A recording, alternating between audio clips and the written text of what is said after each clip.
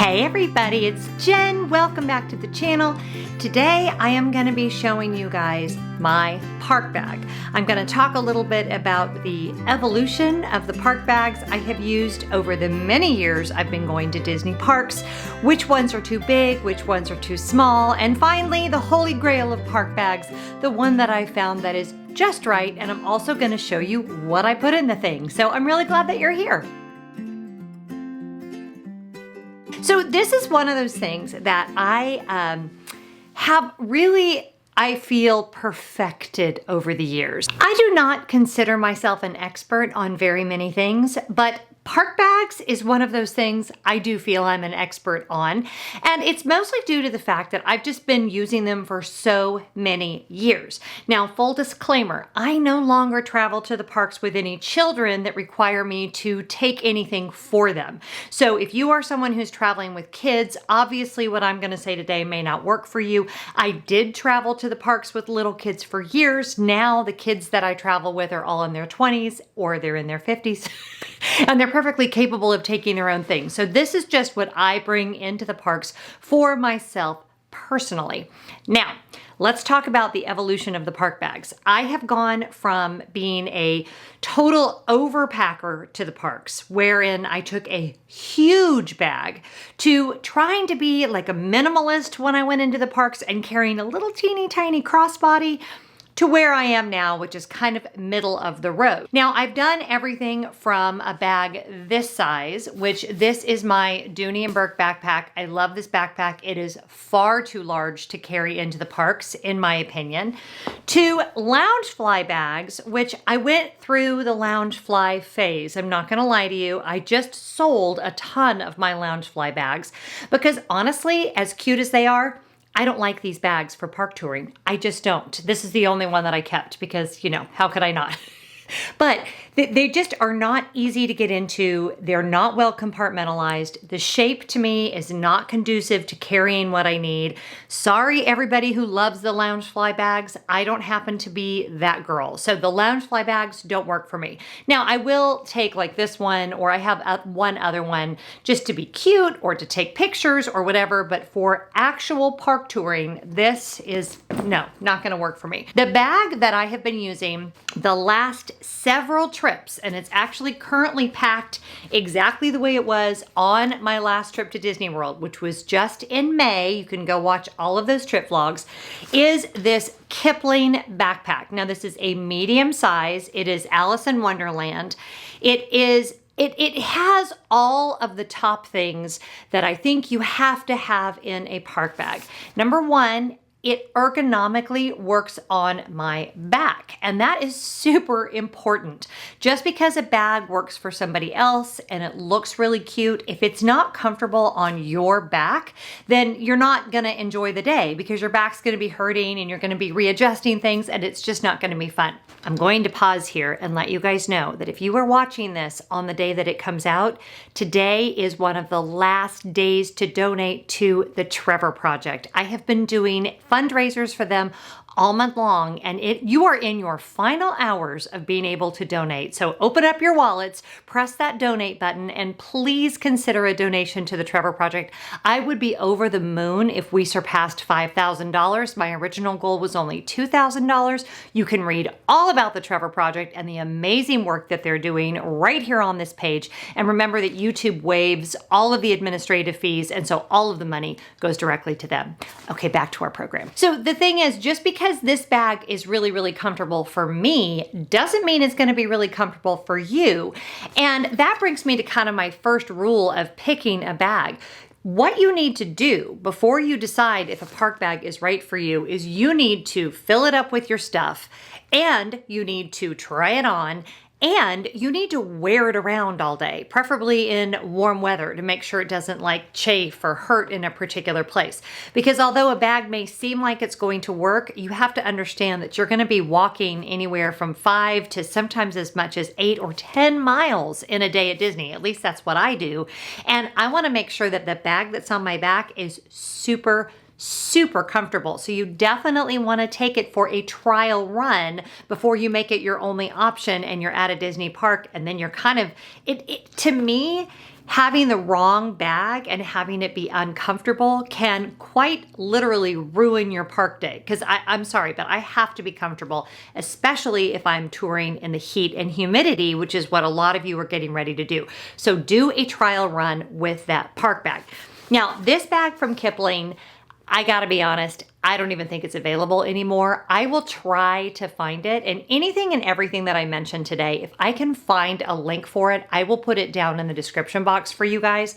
But yeah, this is the bag. I have used it the last 3 trips before the Great Unpleasantness, this last trip, and it is just what I will be taking. The second thing I love about this bag is that it is completely waterproof and stain proof, and it's impervious.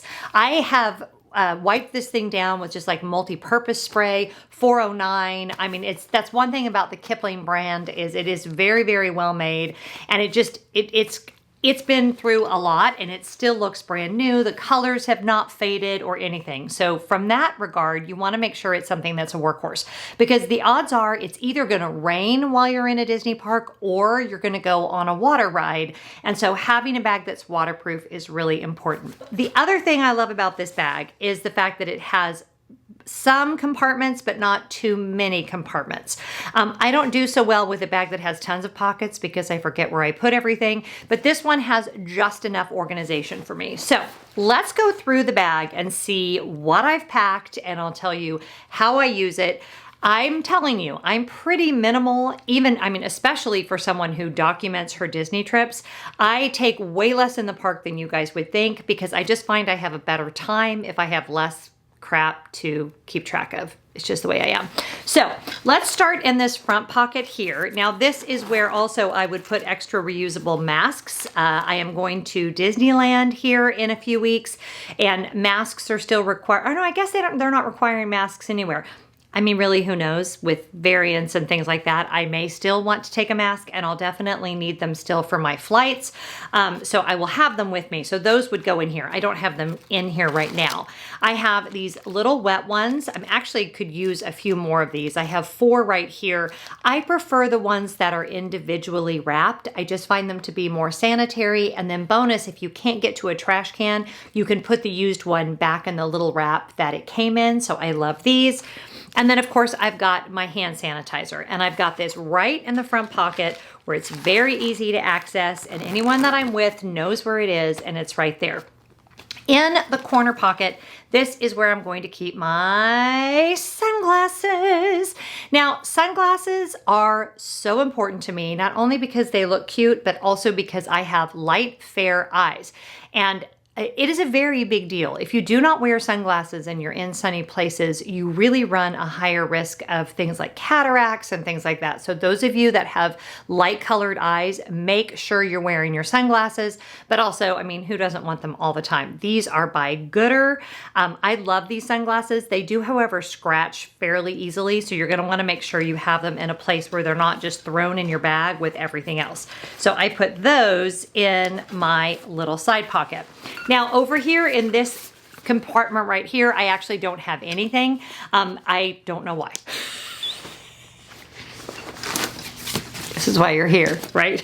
All right, let's get into the main part of the bag. Now this bag has this little compartment right here, and I don't have anything in there. I probably might stick, if I had a little purchase that I made or something like that, I might stick something in there, but I don't have anything in there. I keep everything else in the big zippered compartment. Now, the things I'm going to show you, again, this is what I need when I go to the parks. And this is like no BS. This is literally what I take when I go to the parks. The first thing in here is my Swell bottle. I realize a lot of you have switched over to Tervis or to this or to that. I am a Swell bottle girl. I like how cold it keeps stuff. I like that it's stainless steel. It's not terribly heavy, and it's just cute, and I love it. And I love that it is completely spill proof. I never have to worry about it leaking in my bag. And this is what I will put my water in. And then next up, I have a packable rain jacket. Now here's the thing about ponchos. I hate them. I hate ponchos. They stick to you. They rip. They smell. When you put them back in your bag, they never fully dry out. They get moldy. They're gross. So I own them and I buy them every trip, and I usually stick them in our owner's locker. In fact, there's some in our owner's locker right now. If you want to watch our whole video about that, I'll put a link right here. But I actually have a packable jacket that looks a lot like this one in my owner's locker. Now, this one is by a company called Trespass that's out of the UK. I don't know. I'll try to find this for you, but you can get this in a variety of different brands. It's very small, very lightweight, and it's actually a good size rain jacket with a hood and the whole thing. And for me, this is a much better option to a poncho. Now, it's Florida, so you're not going to want a thick rain jacket. This is really, really lightweight, and yeah, I just love it. So I always take this if it looks like it's going to rain. And then I have my little bag with all of my kind of essential toiletry type things in it. I don't carry a lot in this department. Even though I document my Disney trips, I'm not one to reapply makeup during the day. I just don't. I usually put it on in the morning. I have a little e.l.f. setting spray that I'll use. And other than lipstick, that's all we're getting. So, you know, if you've watched my vlogs, you might be like, yeah, girlfriend, you probably should reapply. I'm not gonna. It's not who I am. I'm not out there to look cute. I'm out there to have fun and bring you guys with me. So, you know, don't give me a hard time. What I have in here is I always bring a little thing of hand lotion. This one is by Kat Kitson. This came from, oh, it's upside down. Well, there we go. Kat Kitson. This actually came from one of my Enchanted Mysteries boxes, and I love the way this smells. So this goes with me. A small thing of sunscreen. Now, this is a face sunscreen, and the reason I don't carry a big thing of sunscreen is 99.9% of the time, we do not do a full park day. We go back to our resort for a break because we almost exclusively stay on property, and that's just how I like to do Disney. I do not like being in the parks from open to close. I never have. I always like taking a break. So because of that, I'm usually okay if I put on full sunscreen in the morning before we leave. And then I just have this that I will reapply to my face.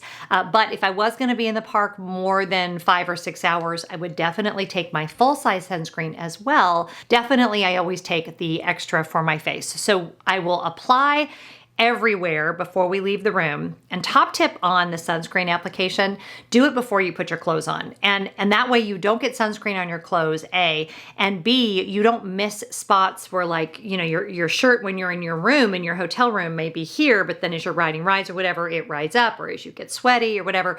If you put it on when you're just in your skivvies or even naked, I said naked. But if you put it on before you put your clothes on and like let it set for a second, then it won't get on your clothes, and I think you get just a lot better coverage. So yeah, put it on before you put your clothes on.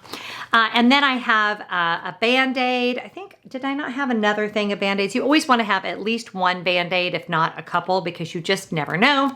I have dental floss. My teeth are weirdly close together, so this is always makes me happy. A little Tide to Go stick because I tend to get food all over myself, especially if I'm eating chocolate. I cannot eat chocolate without getting chocolate on my person. I don't know what it is. It's like a skill. It's strange, but this is necessary.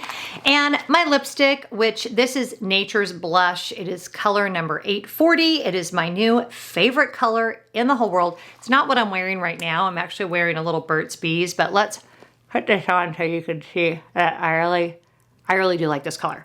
I see how it looks. Nice. And I just love the way I have been wearing L'Oreal lipstick since I was in high school, and I just love the way it feels. It's like so moisturizing. Just love it. And then I have a teeny tiny little thing of Vaseline, and that's just in case my lips get particularly dry or whatever. And also, I mean, how cute is that? I cannot. So sweet. And for my contact wearers, I always make sure I pack an extra pair. Did I only put one in here? No, there's got to be two. Well, somehow there's only one contact in here, but usually I pack a pair of my contacts. So without glasses or contacts, I'm legally blind. And so if I had a contact fall out, it's like it's terrible. It's the worst thing ever. So having extra contacts is kind of just important because a person needs to be able to see. Now let's talk about what I have in here in terms of technology. Very, very basic. This is what I use to film. If you have watched any of the videos I did from my last trip, you watched videos filmed on my iPhone 12 mini. It is all I took. I was thrilled with the footage. Honestly, I think it was the best footage I've ever taken.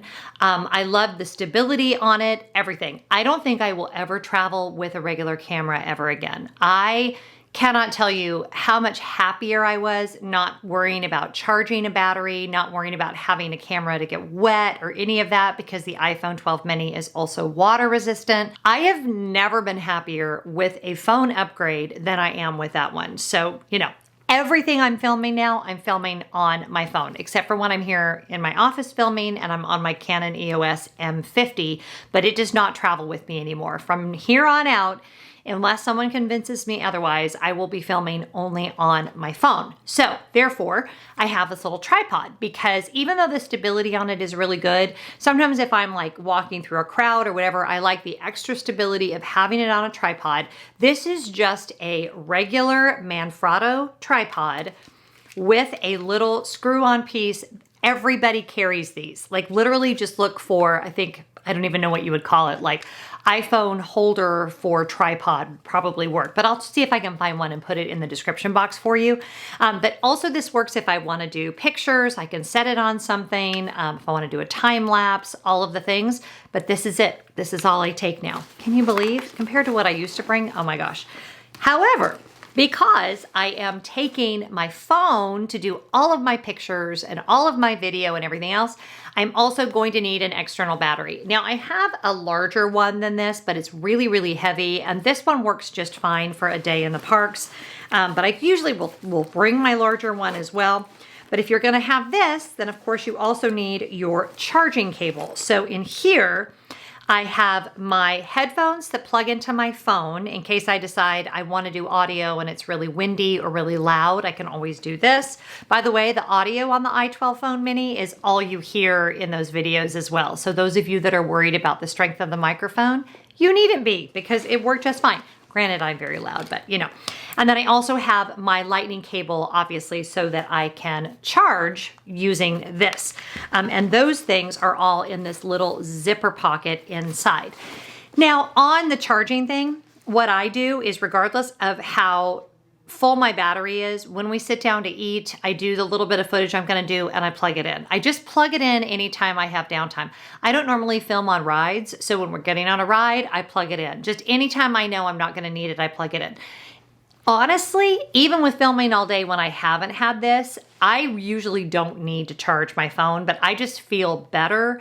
Some of you know that story about me being in Paris and my phone dying because I had one similar to this and I thought it was charged and it wasn't, and I got lost and it was a whole thing. I was fine. But once you've had that happen to you once, you never want it to happen again. So just plug it in, you know, when you get a chance. That's what I do.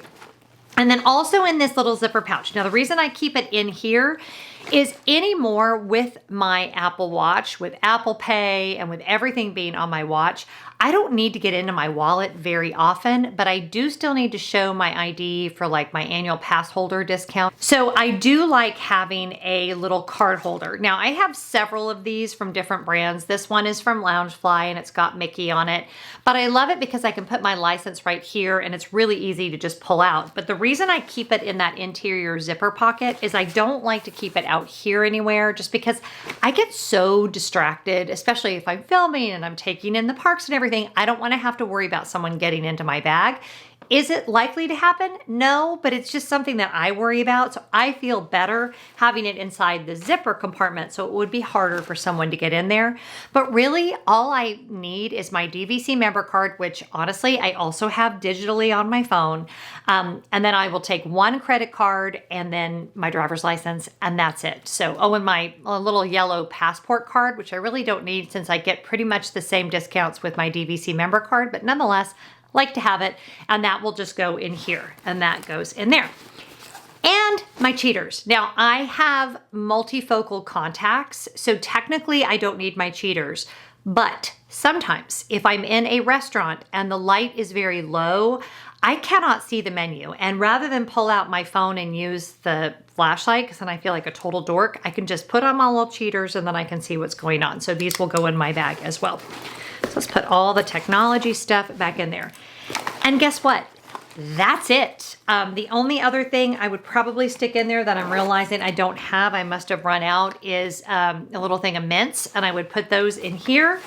And the good thing about this bag is if I did decide to switch purses, I would have this as an option. But really what I've taken to doing is this is what I use during the day. And then I take a little Kate Spade crossbody for evening. And then I literally just pull out my lipstick and my credit card, and that's all that goes with me. But this is it. It's very pared down. It's very easy for me to remember.